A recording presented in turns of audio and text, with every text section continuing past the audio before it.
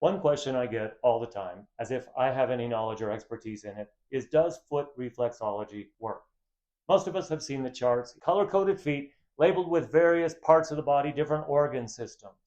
The idea is that for each of these foot zones, there's a correlation with the labeled body part. That by pushing on that area of the foot, you address pathology or issues in the corresponding body part. So if your kidney has a problem, say you have a kidney stone, you just whip your sock off, push on the arch of the foot where the little chart says kidney, just behind the ball of the foot, and you are imparting healing action to the area. If you have a brain problem, say your brain's not working right, you can't remember things, you're a little slow on the uptake, whatever it is, just push on the tips of your big toes and the problem will be addressed and improved, possibly solved.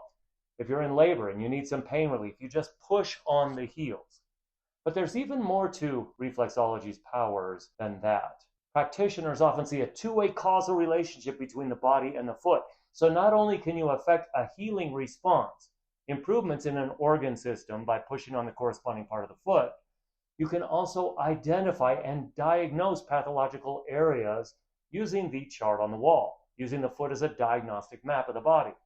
I think most of us have also had this experience. You're having a massage, they're pushing on your foot, you jump in pain as they push some soft part of your arch, say just past the heel, an area, by the way, that hurts every time it's pushed on every human.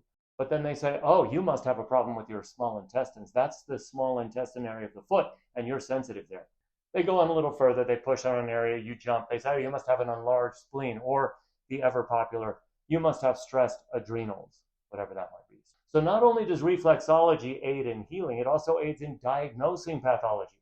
At least that's the claim.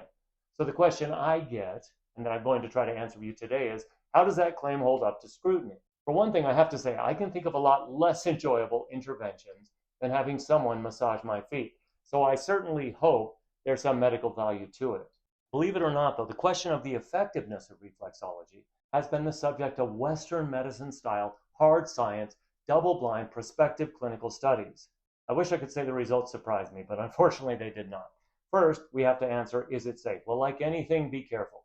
There are some practitioners who are very strong and whose hands could bruise or otherwise injure your delicate little piggies. And just like almost everything you'll hear about the feet, if you have diabetes, nerve problems, circulatory problems, blood clots, gout, thyroid issues, athlete's foot, epilepsy, etc., almost any medical condition, talk to your doctor before you initiate that or any other therapy. They might suggest modifications to your program or adjustments to prevent untoward effects.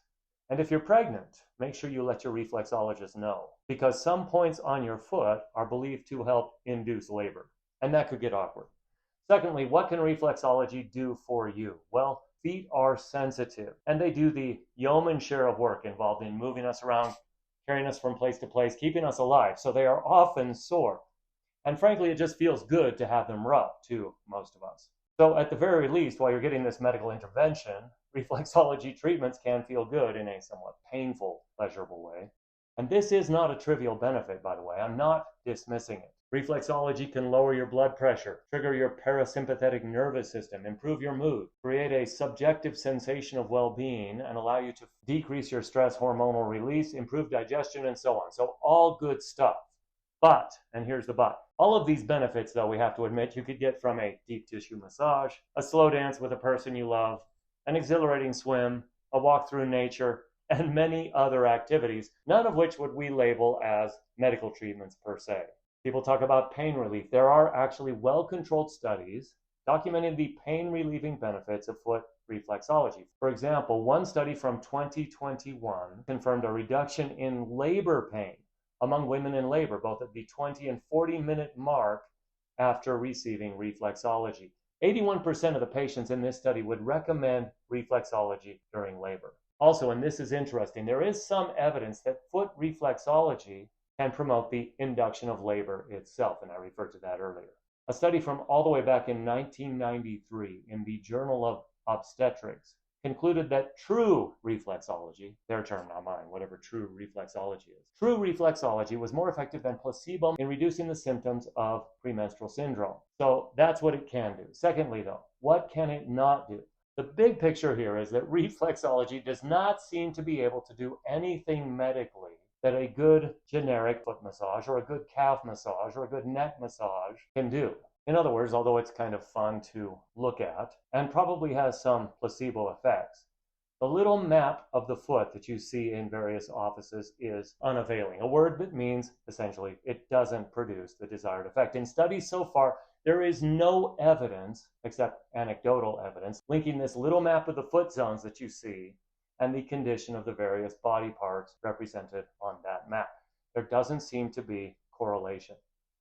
And the question is asked, what is the mechanism of action? How does foot reflexology supposedly work? Well, qi is not a sufficient explanation for the Western mind because qi has never been identified, quantified, measured, tracked, mapped out. It is a matter of faith. It's a vestige of the time when Europe was treating illnesses according to the bleeding out of the bad humors belief. That's the time frame for qi in China, even older. The body is all connected. And people will say the body's connected everywhere. Well, that, of course, is not a sufficient explanation because besides being trivially obvious, it implies a special connection, a special vitality in the connection between various areas of the foot and various areas of the body that cannot be identified. So what is the take home? If you want to have reflexology treatments as part of your overall wellness regimen, if you have found them to be beneficial in your own experience, if your mood, your outlook, pain relief, any number of functions have improved, then by all means pursue foot reflexology. Secondly, though, don't worry about referring to, memorizing, or otherwise depending on that little foot map. In fact, you could probably make your own map. Call your pinky toe the side of the spleen or the sigmoid colon or water on the knee or the breadbasket, whatever you want to call it, and it will work exactly as well as the official map that you see in the various clinics. The bottom line is that I would put reflexology of the feet into the whole host of therapeutics that are extremely effective in treating every single problem and no problem. They're great for treating illness as long as there's nothing wrong with you.